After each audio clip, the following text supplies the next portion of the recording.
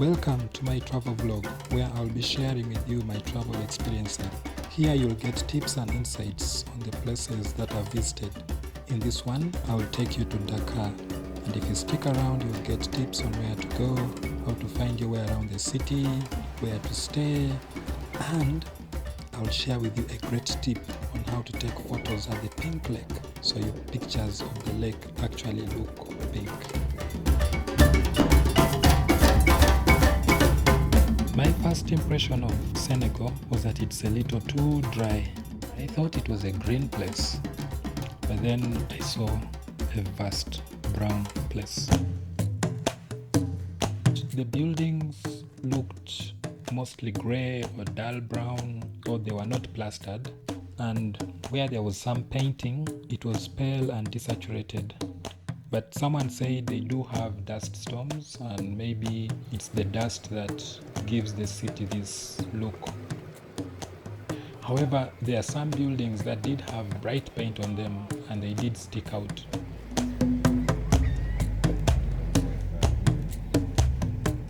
I've never been to an African city that has this kind of, breathtaking buildings. You get this impression right from the airport, with this futuristic kind of look, very beautiful architecture and, mesmerizing architecture. Like they pay so much attention to their buildings that, they stand out, and you have to stop and look at a building. With Dakar, I think this architecture could be because it's a very arty city. They love their art. There seemed to be a piece of art on every street, and it looked like there was an art gallery on every corner. One fun thing I did was just walk around the streets looking for artworks, and sometimes I stumbled into great pieces. I spent a whole afternoon just wandering around the Museum of Black Civilizations. Other than just having the usual skulls and the prehistoric stuff, they did have really beautiful artwork installations, and it was totally worth my afternoon. In Goree Island, I stumbled upon a fascinating group of artists who have turned a military facility into an art studio and their art gallery. I think they are living a bohemian lifestyle. They don't pay rent, they live off their art, and they have these hammocks where they relax. Find a link in the description to an article I've written about the artists in Ngor Island.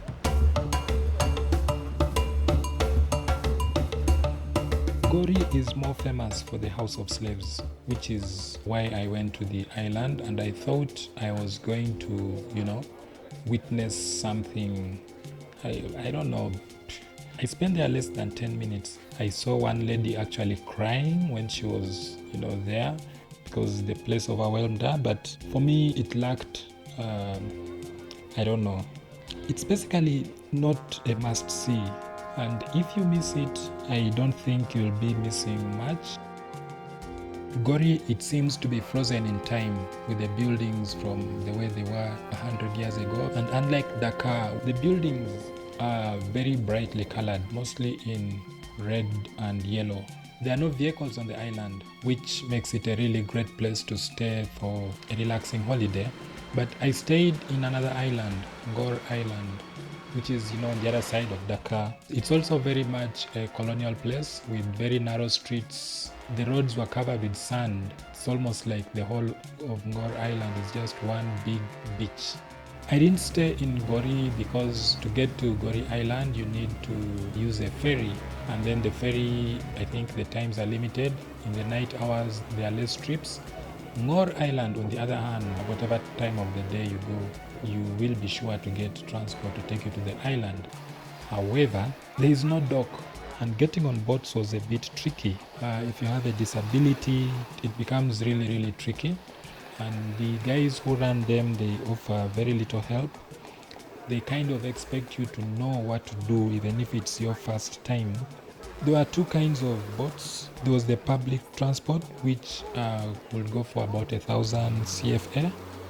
And then there was the private transport, which goes for between 3,000 and 5,000 CFA.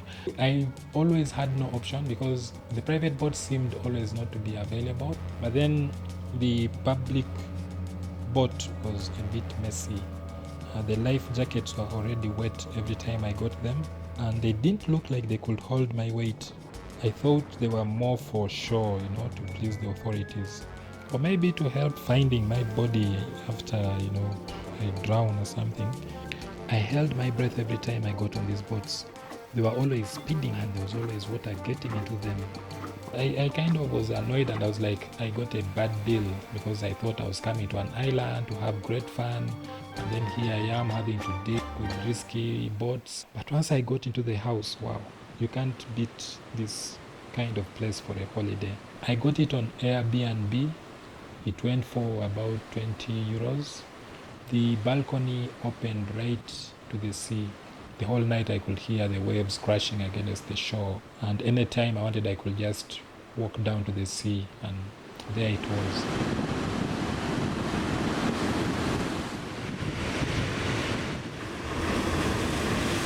So I spent most of my days on the shores, watching the waves smashing against the rocks. This is something I'd never experienced before. And then I would watch the men fishing, and it seemed like an activity for a holiday. I asked around and they said I could go fishing if I wanted to, but I did not have a lot of time. I was there for only 3 days. There was a lot of crabs, and it would have been fun getting them and cooking them, but yeah, maybe next time.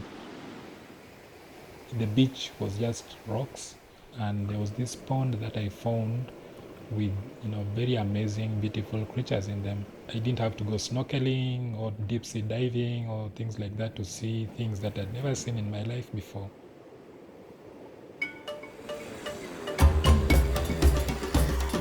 There was a garage right by the seaside, which was really weird because a garage by the seaside, things you see when you travel.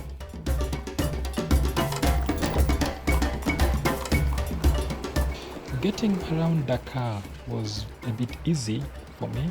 Normally, when I visit places, I like using public transport. Then I get a feel of the place, I get a feel of the people. But Dakar was a bit tricky because I didn't speak French and I didn't know any of the local languages. It would have been a nightmare. Luckily enough, they have taxis, which make transportation very much easy. The taxis are readily available.